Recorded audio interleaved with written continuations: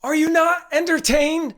In the past 2 years, the media and entertainment industry has skyrocketed. Content is being consumed and created at a record pace. Some thought that we wouldn't have fresh and new and exciting content to watch. But guess what? Video sharing apps went from zero to billions of views during the pandemic.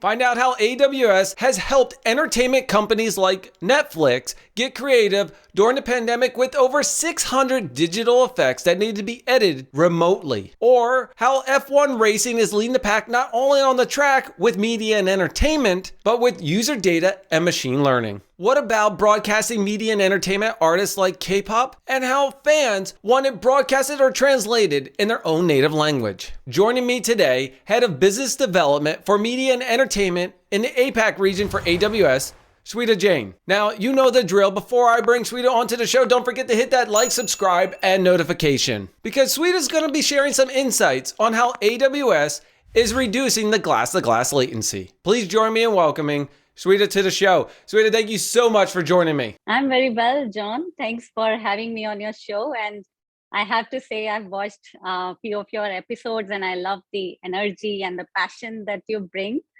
So really looking forward to talking to you today. Thank you so much. I think my passion comes from my guests. My guests have inspiring stories to tell, and I just like bringing it out and sharing it with everybody. So when I click that record button, based off our conversation, my energy level goes up. Nice. So I hope to match that. Don't worry. You know what? A little bit of sidebar. I had a recording yesterday and a buddy of mine said, you know what? After we were done with the call, somebody said, how come you don't have the same energy level as John? You know, it's hard to match my energy level sometimes, and I apologize, but I just can't change it. Sure. So, Shweta, a little bit of backstory on yourself and how you come to media and entertainment, and specifically this role as head of business development. Yeah, sure. Happy to share that. It's been now 23 years in the industry. And it just feels like yesterday, and at the same time feels like a zillion years because the industry has changed so much. So I started my career as a software developer in one of the leading media entertainment companies in India. And there's been, no looking back since then. I built teams, I worked across broadcast and digital, and went on to set up a new business in the digital space for my company. And that's how I became a customer of AWS. And January 2018, I started with AWS as the India business development lead for media vertical. And then about a year into the role, I thought, okay, it's going well. Why not look at a wider region and, increase the impact and, increase my blast radius, so to speak. So yeah, I moved to Singapore in 2019 and started in this role. And it's been so amazing getting to work with such a diverse set of customers and our fantastic teams in countries across Asia Pacific. It's been amazing. 23 years. Wow, I've got a lot of questions to ask you and pick your brain. I'm going to have to do some on offside because 23 years and I am just getting into, and I say what I do is like media and entertainment because podcasting, content creating is media and entertainment, but you've got a lot of knowledge. And you know what? Let's talk about media and entertainment and specifically the role of head of business development around M&E. What is that? And, really, what do you do? What are some of your goals? Yeah, happy to share that. So first of all, I want to point out that media entertainment is a strategic industry vertical for us at AWS and a big area of focus. And, we've been investing specifically, I would say, over the last 5 years or so, we've been investing heavily to build our portfolio of media services and AWS solutions, developing our partner ecosystem. And of course, there's so much that we can learn from our customers, the media organizations in this region. So I want to, call out specifically the direct to consumer segment, where we are seeing so much more consumption and therefore focus from our customers. Right? And if you think about it, the consumers really expect to access their content anywhere, anytime, on the device of their choice, right? And in fact, mobile phone is the primary device for content consumption. And therefore, all our customers, they are focusing on direct to consumer in a big way and have already either an OTT platform already in the market or are in the process of building it. And my job as the business development lead is really to support all these initiatives across the region, working closely with our field teams, how we can help them expand their global footprint, how we can help them really monetize their content better, help them scale up.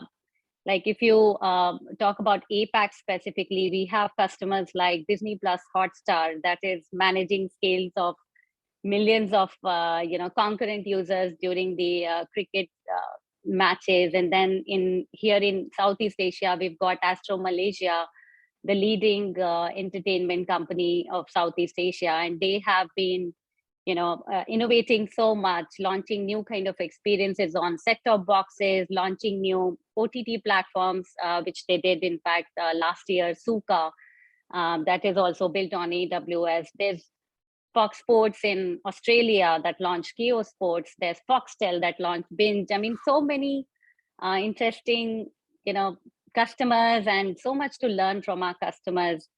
And really the areas of focus for us has been, of course, driven by what our customers are focusing on, right? So direct to consumer is one of them. And there's also content production, right? And there's been so much innovation in that space as the production studios and the, I would say the rendering and the visual effects companies have been focusing on building platforms based on cloud, how they can enable access to the editing tools, for their editors and artists who may be working from anywhere in the world. So as we go in this, conversation, happy to share with you some of the examples. But yeah, these are some of the things I would say, just like 2 or 3 of the major focus areas for us in the region. And I'm totally loving it. I'm very passionate about this industry. And we have such a fantastic team, across the region that I simply love working in this area.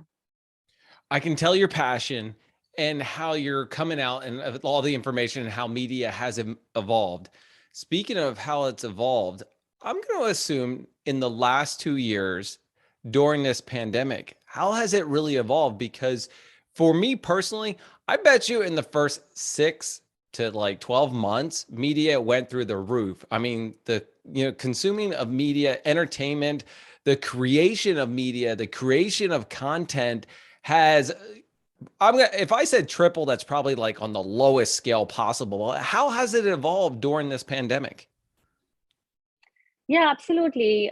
Like you said, as people were spending more time indoors, the OTT platforms saw such massive increase in the content consumption, right? It really went through the roof. And Netflix is such a great story there. They even talked about how they have been leveraging AWS auto scaling to meet that unprecedented demand globally, right? And if you talk about here in APAC, in India, we have a customer, Times Group.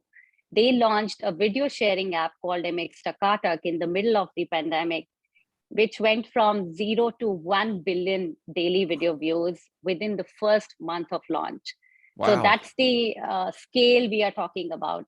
And if you look at other areas, beyond OTT, the work from home situation arising out of this pandemic really accelerated the transformation of content production and broadcast workflows. A lot of our customers, they had already started that journey, but I think the whole situation kind of pushed it forward by many months, if not years, right? So when the whole situation interrupted the film and television production in back in 2020, We heard some predictions in the industry that, oh, we may find ourselves stuck at home with nothing new to watch. No fresh content is going to come in. But guess what? The studios, the entertainment companies, they made sure that that entertainment void never really happened, because they got really creative and they turned to the cloud and they worked closely with us. So many of them, let me pick the example once again of Netflix. Their very popular series, The Crown, their a new season was coming, which was season 4, and their teams were spread across the globe, and they had a very tough task of finishing, I think, about 600 visual effects shots for that new season. So they were all working remotely, and they leveraged the cloud infrastructure of AWS to put that all together, and we saw how great that new season was. In fact, we published a full case study with Netflix that how they're building this. They have already built, sorry, the visual effects studio in the cloud to attract top talent, across artists, editors, top talent across the world, who now have the ability to work from anywhere in the world and collaborate for projects and doing some really advanced visual effects rendering. So that's on the content production. And then on the broadcast side also, we saw a lot of traditional broadcasters looking to cloud for their playout and distribution workloads, so that their teams can operate from home. And at the same time, there were opportunities to be had, right, in the market, because the content consumption was going up so much. So the ability to respond to those new opportunities in the market, run some experiments, see if it works. If it doesn't work, just shut it down. So basically, that whole agility aspect of it, we saw in its true color. The true value proposition of the cloud is really that the pay as you go model, and then the ability to be experimenting at really low cost and be agile. So in a way, yes, the pandemic did have an impact on the industry. And some of these changes, if I may just call it out, some of these changes were forced, for some of the companies, especially the large enterprises. But they've seen the benefits. And we believe that this is a change that's going to stick. So this is the new normal that they have adapted to. I think the pandemic has brought upon an expedited change in using technology. The work from home aspect was highly against of older enterprise companies. But during the pandemic of allowing them to work from home, they realized that people are getting more done and you have that work-life harmony. And you were talking about broadcasting, and I want to jump over to really live streaming platforms, especially my favorite, sports. And there's a huge task to ensure that hundreds of millions of their audience around the globe have seamlessly viewing experience. And based on your experience of working closely with a company called Hotstar in India, what are some of the ways AWS supported them in their endeavors? Oh, yeah. When it comes to cricket, you can expect all sorts of world records to be broken. And, the live streaming is, of course, one of them, and very, very critical areas for us to focus on, because our customers really see the value in, enhancing that experience for the viewers, because the viewers are really flocking to these platforms. And to give you an example, some idea about the scale, I want to share with you that Hotstar, in fact, broke its own record for live streaming back in 2019 during the World Cup semi-final match when India was playing New Zealand. And they had 25 million concurrent users for that match, right? So being able to scale and then be also able to keep an eye on the cost, not just the quality of the streaming, but also keeping an eye on the cost. So there are multiple areas where we are working very closely with Hotstar. And one of the areas is really how do we work together to minimize the glass to glass latency, right? So from the glass of the camera in the stadium to the glass of the mobile phone of the end user, So back in 2019, Hotstar team worked very closely with AWS Elemental teams to move their video pipelines to the cloud using Elemental Media Services.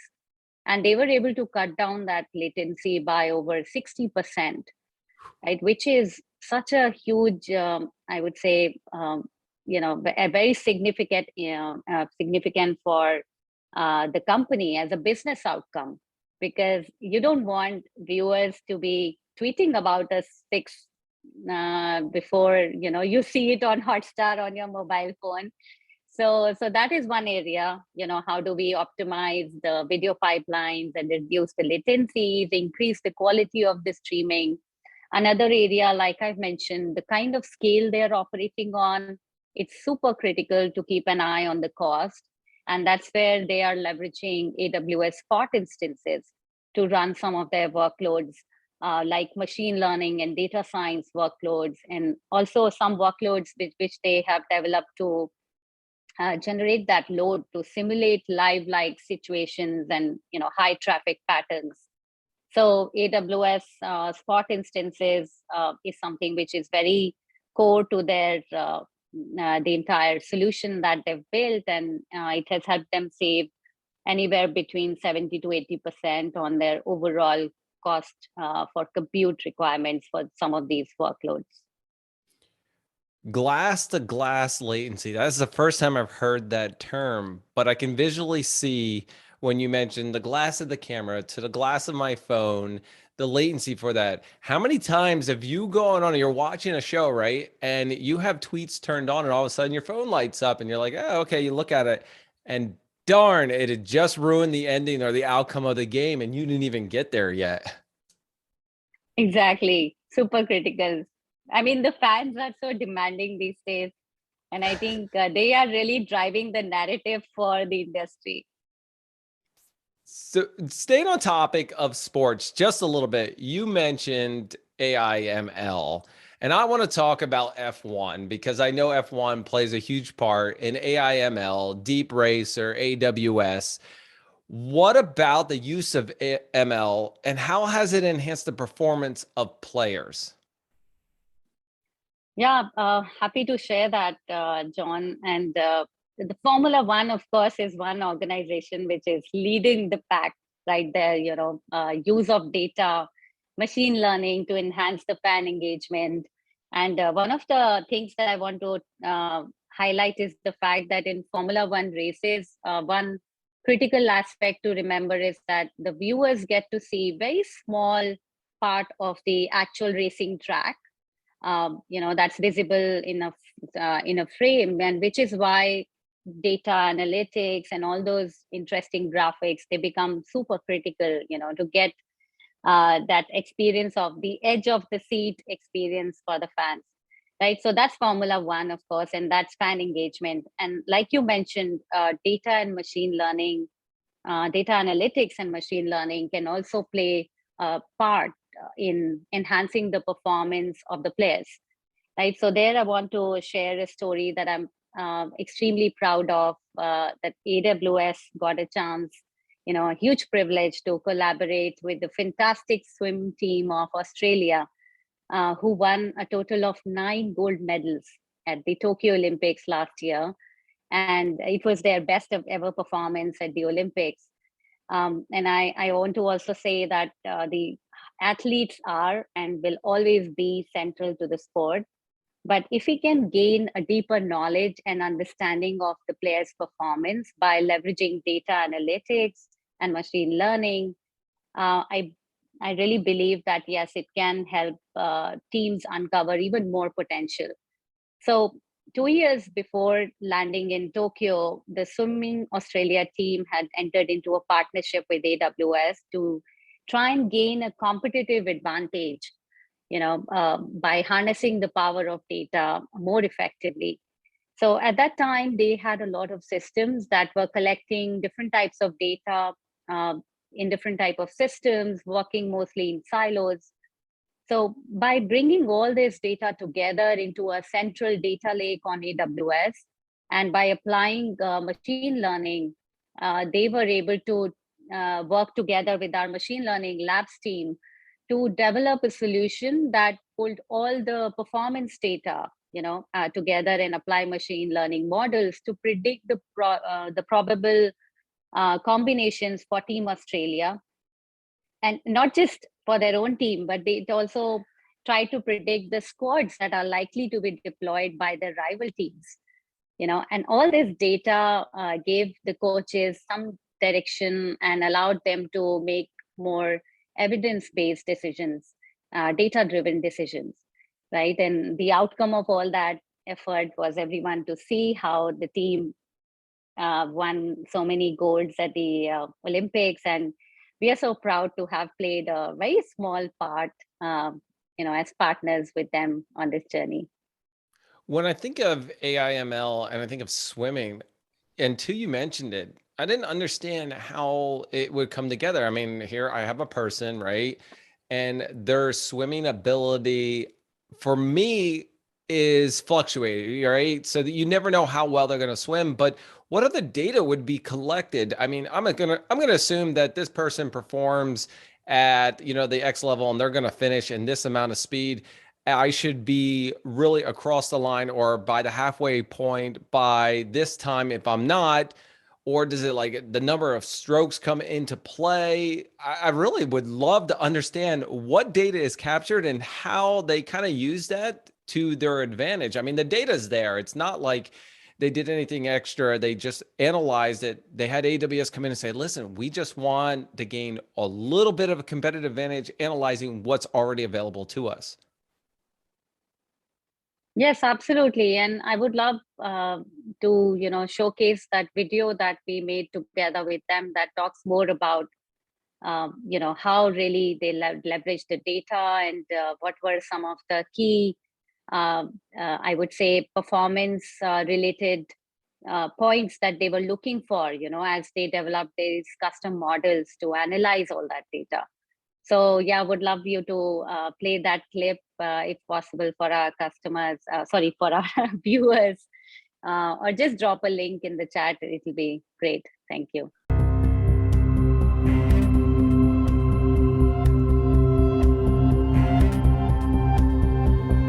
Swimming in Australia is the most successful Olympic sport.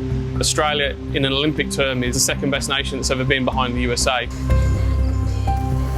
We're really lucky in Australia that the Australian sporting system, right back from 1982, the government funded the Australian Institute of Sport. That was where sports science in Australia was really born. And so Australia in sport in general has always been at the forefront of science.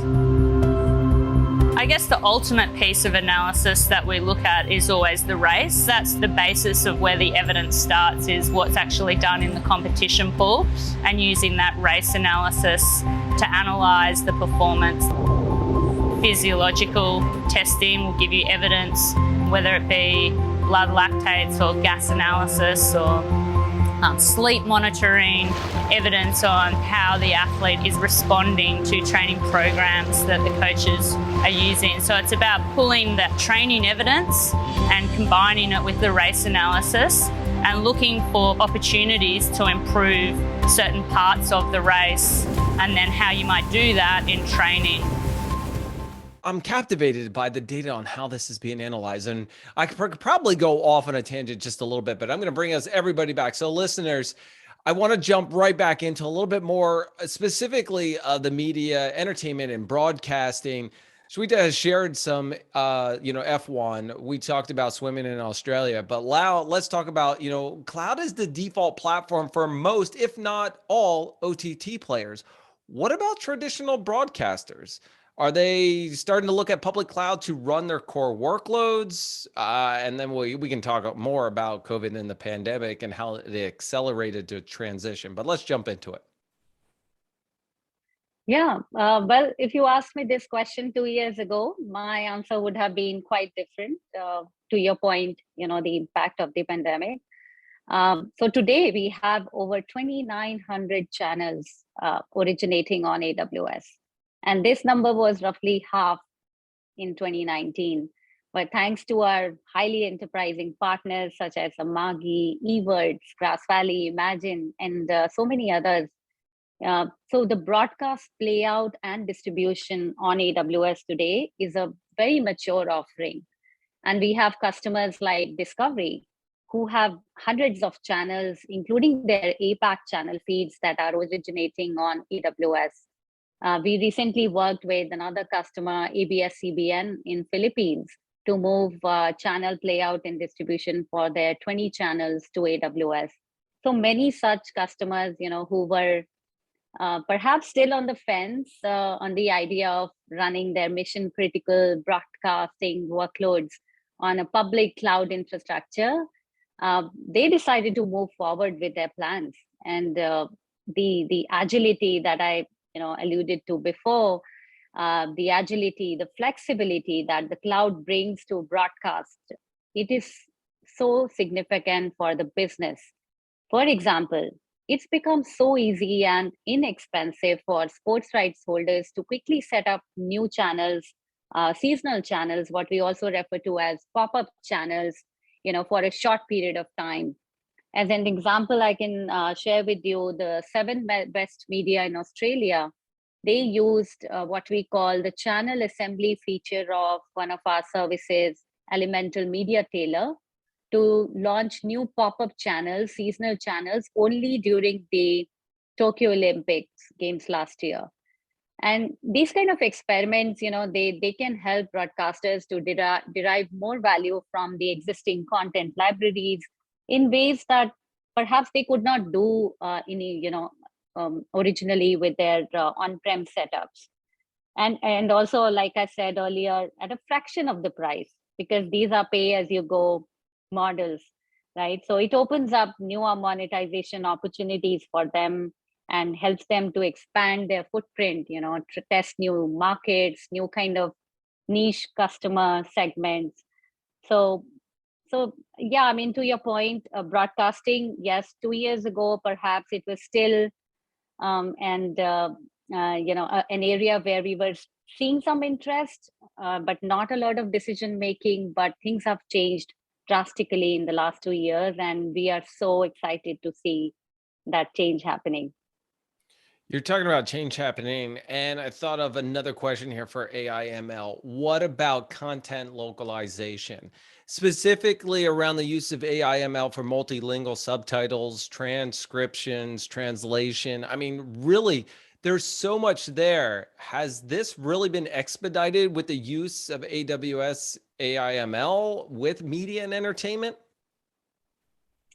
Yeah, absolutely. And content localization is super critical, not just for APAC, but the all the content platforms across the globe. But it's almost like a necessity here in APAC, because as per some industry reports, 90% of all video consumption that happens across television and digital platforms here in APAC is local language content. Right. And therefore, the content platforms, like you mentioned, multilingual subtitles, that's one way of reaching out to more audiences for their content. Right. And one customer story that is very close to my heart, because I have a K-pop fan at home as well, is our Korea-based customer Weavers. So they run this K-pop fan engagement platform, and they use Amazon Translate to translate the messages on the go between millions of fans spread across the globe who are wanting to interact with bands like BTS and other K-pop artists in their preferred language. Right? It's such a beautiful story of AI enabling that human connection. And I really think that this is just the start. And of course, I mean, the AI services are still maturing, and especially, as we add new languages, it takes time for them to become really production ready. So we're working very closely with our customers in the region to improve all that. Content localization, something I saw, and it was probably a tweet or something, and by the CTO Warner Vogels, and how for football, the stadium or the advertisement that's behind or with the players, right, that's on the screen is actually localized to wherever you're viewing it. So if you're, in this region and it's a local like beverage company, that might be there, or you're in another one that may like another sports thing or something. And I find that really cool how they do it. And sometimes they insert that during the game. It's like the players run through it and they don't realize that it's not even real. Like this is the localized like advertisement for media entertainment. And I thought it was cool how we've come a long way from doing that, from just having slides behind it or something that's static that you have to change. It's actually a waste to constantly change those things.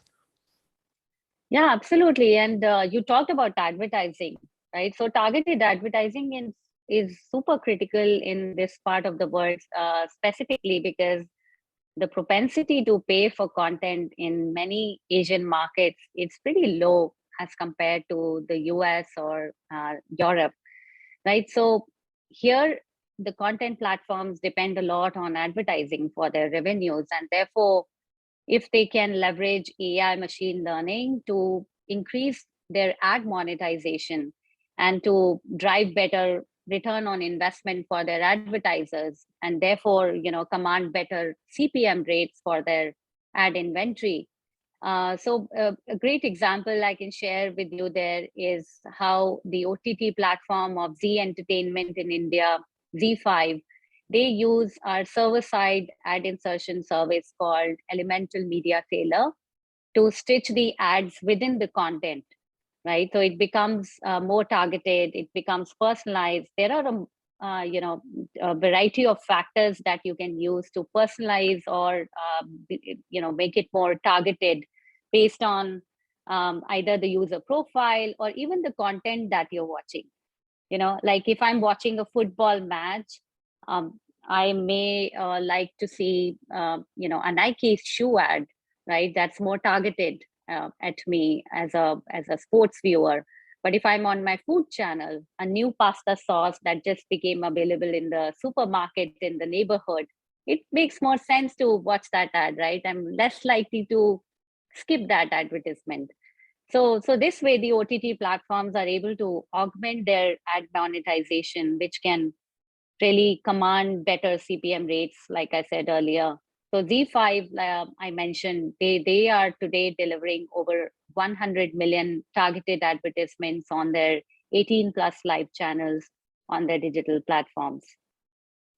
Targeted ads, content related ads. What about interactive ads? Because I've got my Fire Stick. I watch a couple of shows and then all of a sudden it says you can watch the regular ad or you can interact with this content and minimize your ad time. What about interactive ads? I know they're becoming really big and popular. How well are they being used? And what are you seeing on your end that people are actually interacting with them to go through it? Because it feels like we have to keep those watching engaged. The moment it hits ads, everybody gets their phone and they're like this, and then they're missing the content that's on the screen. Yeah, absolutely. And, you talked about keeping the viewers engaged, and interactivity is definitely one of the big areas of focus for us at AWS because the customers are seeing the value in doing that. In fact, many of our customers came to us and asked us, can we create a Twitch-like experience, which is interactive, low latency live streaming. So we have this service called Amazon IVS that can help the customers create that, what we call the lean forward experience. So like in a lean back experience, you are just consuming the content and there is no interaction. I mean, it is great for maybe long form content like movies, but if you are looking at short form content, or if you're looking at something that's more like a community experience, like I see my daughter, my 14-year-old daughter, when she's playing games, she's also watching online streams of other gamers, how they are playing, learning from them, and even popping a question or two on how to get that or how to achieve the next milestone. So it's so interesting. The young generation, especially, they really want to interact, and advertisements is part of it, right? So like going back to the Twitch experience, what we did is we launched this service called Amazon Interactive Video Service, which is a fully managed service, live streaming solution, low latency live streaming solution from AWS that uses exactly the same technology that powers Twitch. So the service does everything that you need to make low latency live video available to any viewer around the globe. And Amazon IVS will handle the content ingestion, transcoding, packaging, and final delivery of your live content. So our customers can just focus on the content and monetization aspects of it. So to talk about interactive advertising, if you are having advertisements as stitched as part of your content, you can actually have links to buy that product, on your retail website. So Amazon.com/live is in fact a great example. They are leveraging IVS to stream, to let people stream themselves. And like if I'm reviewing a makeup product, for example, I'm putting on eyeshadow, the viewers can actually click on the link there to buy that particular brand, that I'm using. So that's just one of the many, many use cases that we're seeing in the interactive live video streaming space. When Amazon IVS came out, I was huge. I was like, oh my God, I'm a Twitch streamer. I was doing it for AWS Deep Racer. I love the low latency aspect. I was thinking, okay, how can we take this, integrate it, and stream out all the knockout rounds and then the live streaming race? You mentioned Amazon Live. Are you telling me that I could go on there myself and start talking about the various products for it? Oh my God, I like being on, like doing this and talk. I want to talk to the audience, be like, listen, you got to check out this cool pen and take it. Amazon has built some awesome technology on top of AWS. Everything that you're talking about, media entertainment, the F1, the swimming, how it has helped expedite everything through this last 2 years, the case studies, is really inspiring. And media and entertainment is really close to my heart, being what I do and the energy that I try to bring. I hope you enjoyed my energy for this show. I did. Awesome. I did. And you know what, John? I mean, if I may add what you just mentioned, how Amazon has been innovating on behalf of the customers and our customers' customers, and one aspect of it is the whole democratization of technology, the ease of access to cutting edge solutions that has been made possible by the use of cloud to build all those really engaging content experiences, even doing live production. I mean, that's another topic that we can have another 1 hour conversation. Wait. Production. Are you saying we're going to sign up for another recording and talk about live production? All right, Would sold. love I'll to. sign you up. Would love to. Definitely. Like sports, of course, is close to everyone's heart, and we are doing some really interesting work there in the areas of remote live production and just enhancing the fan engagement. I mean, we did touch upon it today, but there's a lot more to it. Would love to get dive deep into it at some point with you. Dive deep. Amazon's leadership principles coming out. Don't worry, I'm an ex-Amazonian. It's the principles lie really close to me, and I still use them today. I would love to dive deep in another future one. Folks, Head of Business Development for Media and Entertainment, APAC region, Shweta Jain. Shweta, thank you so much for joining me. Thank you for having me. Still day one. Very excited to think about all the innovation that's yet to come. So thanks so much, John, for the opportunity. I'm glad you could join me. Okay, folks, thanks for joining the John Myer podcast. Don't forget to hit that like, subscribe, and notify, because guess what? We're out of here.